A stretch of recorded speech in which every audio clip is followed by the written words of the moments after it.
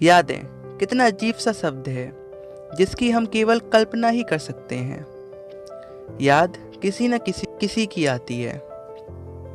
किसी को अपने माँ बाप की याद, तो किसी को अपनी महबूबा की याद, तो किसी को अपने यारों की याद, तो किसी को अपने बचपन के दिनों की याद।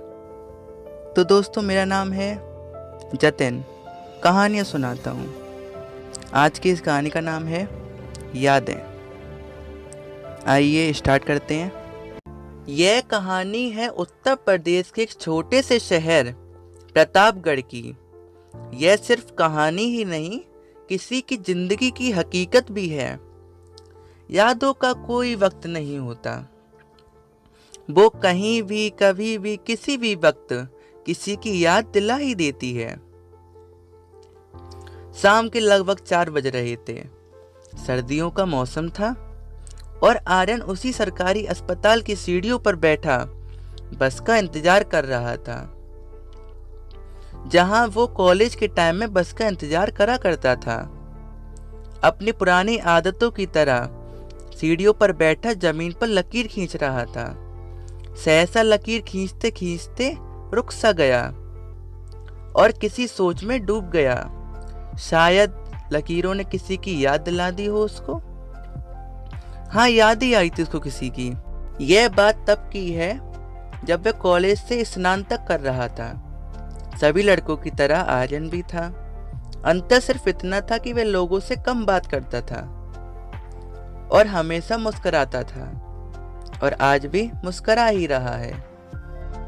बात 2010 की है, जब आर्यन स्नातक फाइनल ईयर में था और साथ ही नर्सिंग विद्यालय में बच्चों को पढ़ाता भी था। आर्यन के घर में उसके अलावा दादी दादा मम्मी पापा, 3 बहन 1 भाई थे। आर्यन भाई बहनों में चौथे नंबर पर था। स्कूल के बच्चों से लेकर कॉलेज के प्रोफेसर तक आर्यन सबका चहेता था। या यूं भी कह सकते हैं कि आर्यन ने सबको अपना मुरीद बना लिया था। ऐसे ही खुशियों भरे दिन बीत रहे थे, मगर कहते हैं ना कि खुशियां ज्यादा देर तक किसी के पास रुका नहीं करती। 14 जनवरी 2011, हाँ यही तारीख थी उस दिन। आर्यन छत पर पतंग उड़ाने की असफल कोशिश कर रहा था, क्योंकि आर्यन ने कभी पतंग उड़ा ही नहीं थी और उसे उड़ाना भी नहीं आता था। आर्यन पतंग को उड़ाने का बार बार प्रयत्न करता और पतंग बार बार थोड़ा उड़कर वापस जमीन पर आ जाती। वहीं छत पर आर्यन के पापा आर्यन के पीछे खड़े होकर सब देख रहे थे। पापा ने पीछे से आवाज दी, बेटा कोशिश हमें इतनी ही करनी चाहिए जितनी कोशिश में हम सफल हो जाएं। हद से ज्यादा कोशिश हमें मंजिल से दूर करती है। आर्यन ने पीछे मुड़कर देखा और सर झुका लिया। पापा बोले, बेटा तुमसे कुछ बात करनी है। आर्यन बोला, जी पापा बोलिए, क्या बात है। पापा बोले, बेटा तुम्हारा स्नातक पूरा हो गया, भविष्य के बारे में कुछ सोचा है या फिर इसी पतंग की तरह थोड़ा उड़कर जमीन पर आ जाना है। आर्यन बोला, पापा मैंने अभी कुछ सोचा तो नहीं है, मगर मैं चाहता हूँ कि बीएड करके शिक्षित बनूं। पापा बोले, सोचा तो बहुत अच्छा है, मगर तुम्हें पता ही होगा कि हम मिडिल क्लास के लोग कैसे एडजस्ट करना पड़ता है। अगली साल तुम्हारी बड़ी बहन की शादी भी करनी है और तुम्हारी माँ का ऑपरेशन भी कराना है, और तुम्हें पता ही है कि इस घर में कमाने वाला सिर्फ मैं ही हूँ। ऐसे में हम तुम्हारी बीएड की पढ़ाई का खर्चा कैसे उठा पाएंगे। मेरी सलाह मानो, तुम नौकरी तलाश लो। इतना सुनकर आर्यन बोला, पापा आपको मेरी बीएड की पढ़ाई का खर्चा नहीं उठाना होगा।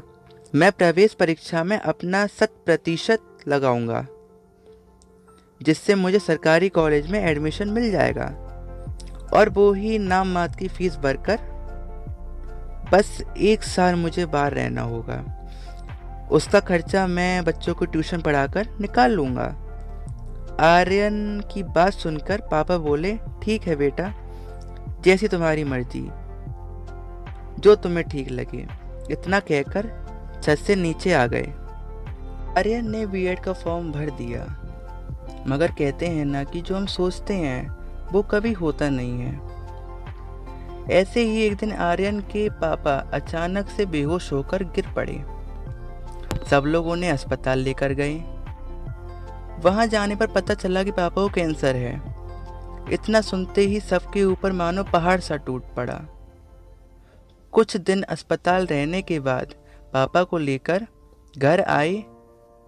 सबके सामने अब ये समस्या थी कि घर का खर्चा कैसे चलेगा, क्योंकि सिर्फ पापा ही कमाते थे। आर्यन का बड़ा भाई सिर्फ खेती ही देखता था, क्योंकि वो थोड़ा मंदबुद्धि का था। अब ये सारी जिम्मेदारी आर्यन के ऊपर आ गई। To we continue. तो दोस्तों, ये था वीडियो का पहला पार्ट। दूसरा पार्ट जल्दी आपको मिल जाएगा। उसके लिए एक रेड कलर का बटन होगा, सब्सक्राइब करें। वीडियो अच्छी लगी हो तो वीडियो को लाइक करें। आपकी कुछ ना कुछ याद ज़रूर होंगी, कृपया उसे कमेंट बॉक्स में लिखकर ज़रूर हमें बताएं।